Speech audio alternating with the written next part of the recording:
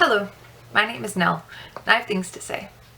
Today I'm going to be talking about accessibility in the community, getting into businesses, restaurants, venues, shops, things like that. There are a lot of places in my community that I can't get into, either now with my powered wheelchair, or back when I was in a manual wheelchair, or before that when I was in a wheeled walking frame. Just a lot of places. And if I can't get into your premises, if I can't actually get inside the building, that says one of two things to me. Either you're not welcome here, or we forgot you existed. And neither of those things is going to entice me to enter your premises, or to even try to. These days, there are really only three reasons why a place isn't accessible for people in using mobility aids like wheelchairs and walking frames.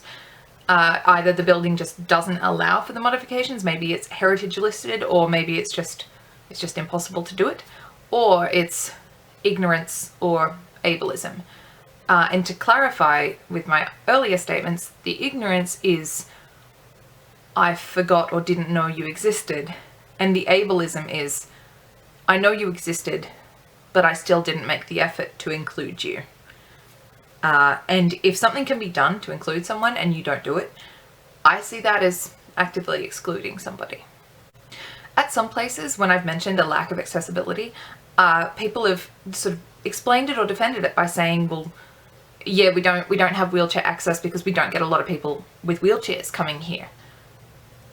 I'm not a business owner and I'm not an architect, but if a disabled person can't get into your store, then you're not going to see a lot of disabled people using your store. And if disabled people have never been able to get into your store, then yeah, you won't have a lot of disabled clientele. That's just science. It makes about as much sense as building a building and not including any doors, and when asked about it, saying, well, we didn't include doors because no one ever came into the building. So, we weren't going to put doors in if no one's going to come inside. It's backwards. You need to make something accessible, and then you'll figure out if people want to come there or not. And if you are literally keeping your business closed off from a certain demographic, you are not going to see that demographic using your business. It's like people think it's a chicken and egg situation, like do you make something accessible before people will come, or will people come and then you make it accessible? But to me, it's pretty clear. If somebody can't use your business, they won't use your business.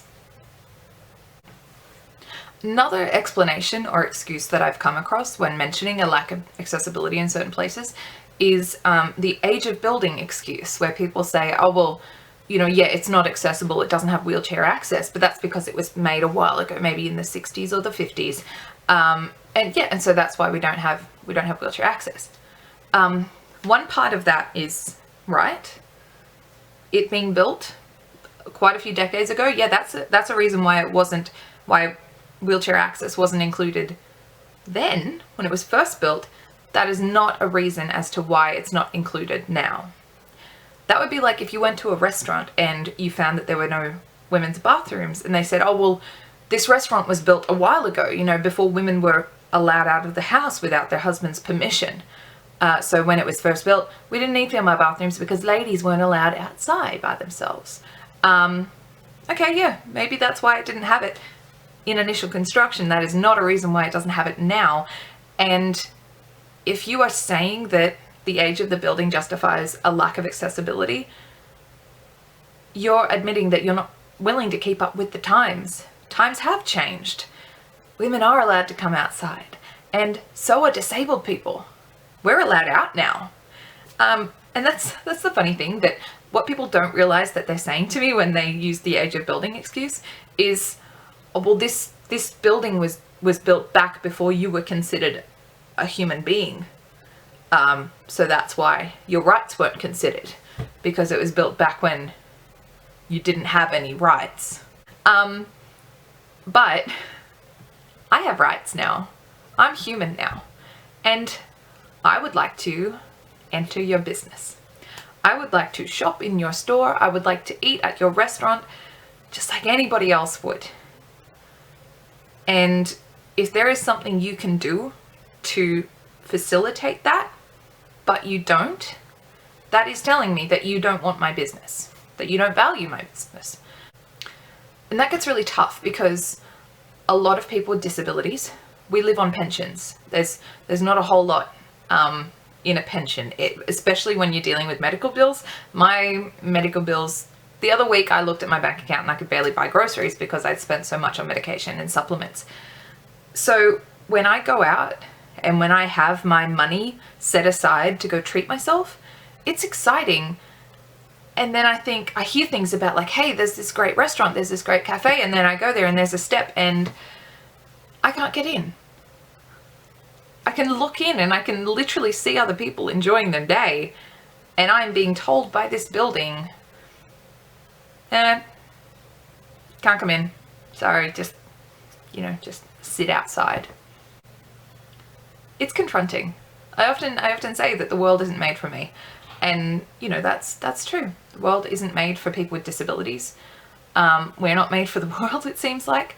But there are certain things that can be done to fit us in, to make a place for us. And if you value somebody, you make a place for them. If you value their presence.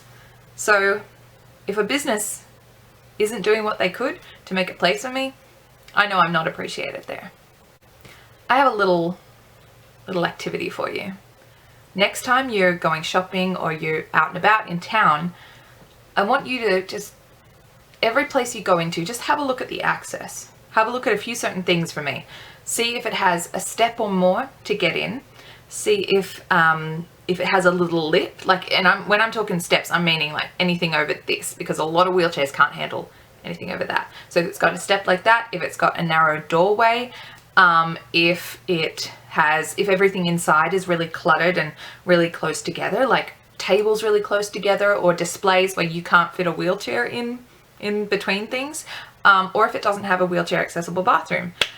I want you to look at those places and in your head say, I can't go there.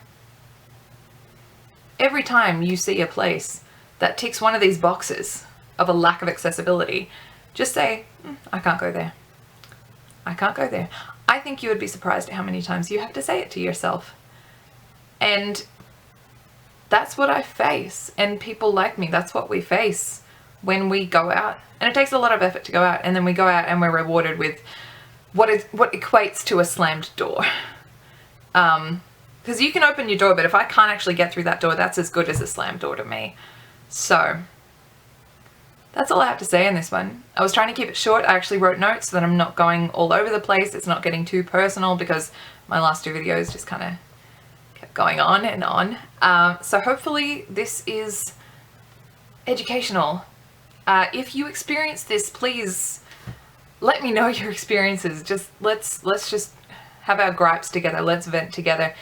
And if you hadn't realized this, and especially if you work somewhere and you'd never realized, maybe have a look at your workplace. If it's a business or something where the public is welcome in, have a look. Could a wheelchair get in? Could a wheelchair move around inside the business? And if it can't, maybe you could ask some questions. I would really appreciate that, because it'll take more than just me sitting at a door pulling puppy dog eyes and saying, I'm sorry, I'd love to come and try your salad, but I can't get in. It takes a lot of people to raise awareness and to point these things out, because again, people forget I exist. And that hurts my self-esteem, because I like to think I'm pretty unforgettable. But society forgets that me and other people like me exist. So let's remind them. Let's remind them that we exist. All right, that's all. That's my outro.